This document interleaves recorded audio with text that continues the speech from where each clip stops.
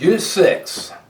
Doctors Thomas Maheras and Jay Jameson bring us this unit, and it's provocatively entitled Soldiers and Spies, Police and Detectives. Now, let me give you a little bit of their background. Dr. Maheras, and I hope I pronounced his name right, is a professor of criminal justice at Texas State University and a training advisor for the Texas Tactical Police Officers Association. In addition to over 30 professional articles, he's the lead author of the Management of Police Specialized Tactical Units. He's a subject matter expert for the History Channel, and he's testified as an expert witness in the Branch Davidian case. Now, Dr. Jay Jameson is a criminal justice professor at Southwest Texas State University, and his current research is in the area of deviant criminal behavior, comparative criminal justice, and police problem solving. So both of these men bring an awful lot to the table in terms of credibility for this particular topic on the relationships and roles of military and police units in this area of counterterrorism. And many of these roles and relationships are still being established, and it's going to be very interesting to see how they continue to develop over time. Understand this, that throughout history, the police function has largely been conducted by the military. Sir Robert Peel was an exception. He was arguably the first to establish a professionally trained, non-military law enforcement agency when he founded the London Metropolitan Police in 1829. You know, he specifically dressed his bobbies, named after him, right, Sir Bobby Peel, his bobbies in navy blue uniforms to distinguish them from the military units of the day. Likewise, our founders were very concerned about a military force being used to police and perhaps oppress U.S. civilians. Consequently, they built a number of safeguards into our system, including our system of federalism, where there is a difference in different jurisdictions between the federal and the state and local authorities. And to one degree or another, these safeguards continue to be recognized today. For example, the Posse Comitatus Act. This is a federal law that specifically prohibits military units from performing any civilian law enforcement functions. Now, in a reverse application, the Prince versus U.S. case, one that I'm intimately familiar with because it was brought by a couple of sheriffs out west that were opposing the federal government's mandate that they actually do something to assist them in the enforcement of federal gun laws. In that case, bans or bars federal authorities from mandating that state and local law enforcement assist them in the enforcement or the administration of any federal laws. But however, the development of specialized police units over the years, such as SWAT, and an increase in the availability of surplus military equipment for local law enforcement, and military-style training that's infiltrated to one degree or another into the law enforcement profession, this has created an overlap in approaches between the military and police that have had both favorable and unfavorable results. Notably, the federal 1033 program that's made large quantities of surplus military equipment and weapons such as MRAPs, Humvees, M16s, night vision, thermal imaging units, even helicopters, easily and inexpensively obtainable for even the smallest of law enforcement agencies. Military technology has long been adapted for civilian law enforcement use with a lot of positive results. However, there is increasing concern among law enforcement administrators, government leaders, civil rights advocates, and even the civilian population that the availability of this type of military equipment may be harmful in the long run. Recent events in Ferguson, Missouri can sort of drive this point home. Now, I believe it's not so much the military equipment or technology that's the problem, but the accompanying training and military-style doctrine. Additionally, more and more veterans from our overseas conflicts are coming home. They're establishing training programs for law enforcement based on their military experiences and expertise.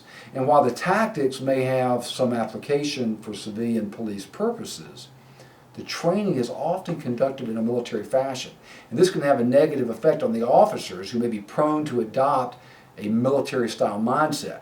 Cops have a tendency to develop an us versus them mentality anyway. You add to that a military-style doctrine, a military-style mandate, and you have a formula for disaster. I often made this argument during my time in Afghanistan See, the police there were being largely trained and influenced by our military to form a fighting force, a military fighting force. Instead of building a civilian police force that was designed to serve and protect, to build trust and solve crimes and arrest people, it was designed to kill the enemy. Now, the response from the military and foreign service officials that I worked with when I would bring this point up was often something along the lines, yes, but we are building a paramilitary police force here because of the dangers presented by the insurgency. And my counterpoint was that we were not building a paramilitary police force, we were building a parapolice military force. And there's a big difference. Now, granted, when you look at the law enforcement profession as a whole, our rank structure, our uniforms, our grooming standards, and our authorization to use deadly force make us similar to the military in some respects. But the roles of the military and civilian police are distinct, and they must remain so. But be that as it may, because terrorists are seeking to kill civilians on both foreign and domestic soil, the roles of the police and the military will continue to overlap. The concern is that in a free society such as ours, that a military-style approach to counterterrorism can lead to an over-militarization of the police that ultimately will result in abuses and loss of civil liberties.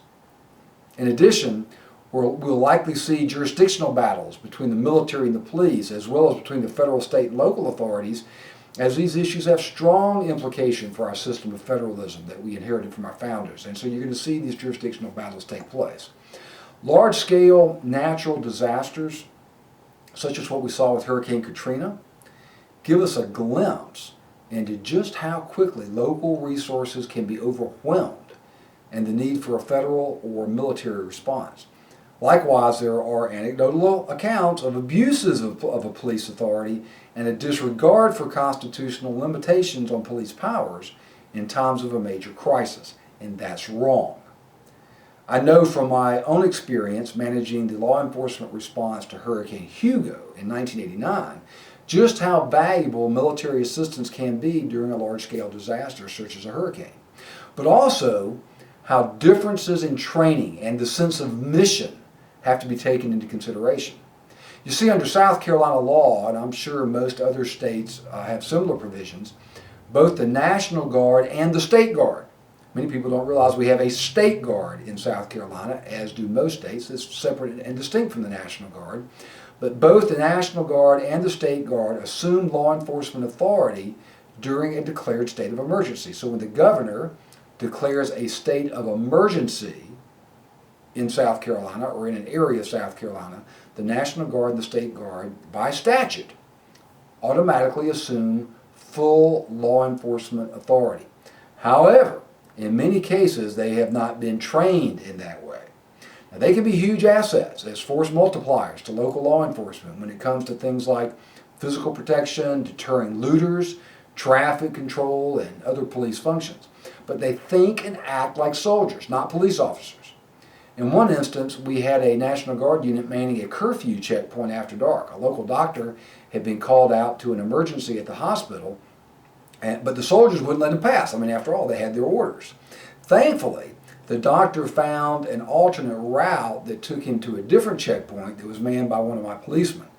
He understood the concept of discretion, which can be one of the most valuable tools that we have when it comes to police authority if it's used correctly. But he understood the concept of discretion. He let the doctor continue on to the hospital. And from that point on, we had a rule that we always had at least one police officer at every curfew checkpoint. Now, because the military is well versed in mobilizing large quantities of personnel and resources in a short time frame, it stands to reason that they could play a vital role in a large-scale disaster such as a terrorist attack.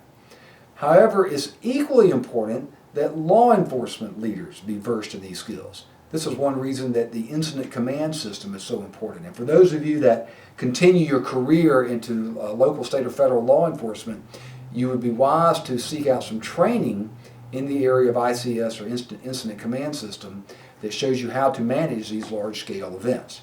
Now, high-profile, multi-casualty incidents that we had back in the 1960s and the 1970s led to the formation of specialized police units such as SWAT, Special Weapons and Tactics, and these specialized units used military-style tactics and weaponry. The crack epidemic of the 1980s produced some heavily armed street thugs, which caused many law enforcement agencies to upgrade their tactics and weapons to a more aggressive posture as countermeasures to this increased threat. But in the same way, military units have also adapted police practices for their use, and in many ways are similar to things like community policing or coactive policing. We see this in the counterinsurgency or COIN strategies. They're designed to win the hearts and minds of indigenous populations where we may have be on the ground doing counterterrorism type things like we have done in Iraq and in Afghanistan most recently. Although in my own experience from Afghanistan, there have been many problems in actually implementing these COIN strategies in the real world, largely because military personnel do not really understand the concepts like the police do, at least not on a large scale. There's some specialized units that seem to have a good grasp of it. But the fear remains that an over-militarization of the police can be counterproductive to community policing efforts, those that are aimed at building trust and mutual respect, particularly in those neighborhoods that most likely to have high crime rates and most likely to provide safe havens for would-be terrorists. The threats are real, and we've already explored this symbiosis that's occurring between Middle Eastern terrorists and Latin American drug cartels who are infiltrating the U.S. through our southern border. Changes in technology will continue to occur, and police leaders have both a professional and a moral obligation to look for ways to adapt them to crime fighting and anti-terrorism on the home front. However, police leaders and criminal justice practitioners need to be sure that their aggressive, proactive efforts to fight crime and protect both officers and civilians from violent criminals are balanced with coactive measures that build trust and open up channels of communication. They must be particularly mindful of any tendency to adopt a military mindset or to abuse any civil liberties. Counterterrorism strategies, no matter how well intended, cannot be allowed to erode our precious civil rights, a very real danger that we will explore in greater detail in an upcoming instructional unit. Benjamin Franklin made a statement along the lines of, "A people who will give up a little freedom to gain a little security will lose both in the end." And James Madison, in Federalist Paper number 51, said, "Justice is the end of government. It is the end of civil society. It ever has been and ever will be pursued until it be obtained or until liberty be lost in the pursuit." My hope is that in your pursuit of justice, it will be obtained without a single loss of a single liberty. Professor Ray Nash, until next time.